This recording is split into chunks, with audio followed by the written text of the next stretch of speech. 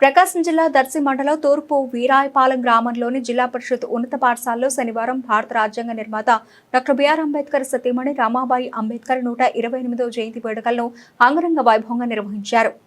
ఈ కార్యక్రమానికి పాఠశాల సాంఘిక శాస్త్ర ఉపాధ్యాయులు అట్లూరి రామారావు అధ్యక్షతన వహించారు. సందర్భంగా పాఠశాల ప్రధాన ఉపాధ్యాయులు పి వెంకట్రావు ఉపాధ్యాయ బృందంతో కలిసి రమాబాయి అంబేద్కర్ చిత్రపటానికి పూలమాలలు వేసి ఘనంగా నివాళులర్పించారు. అనంతరం త్యాగమూర్తి రమాబాయి అనే శీర్షికతో అట్లూరి రామారావు సంకలనం చేసిన కవితా వ్యాసాన్ని ప్రధానోపాధ్యాయులు పి వెంకట్రావు ఆవిష్కరించారు. సందర్భంగా విద్యార్థులు మాట్లాడుతూ ప్రతి పురుషుని విజయం వెనుక ఒక స్త్రీ ఉంటుందని, అందుకు రమాబాయి అంబేద్కర్ జీవితమే తార్కాణమని తెలిపారు.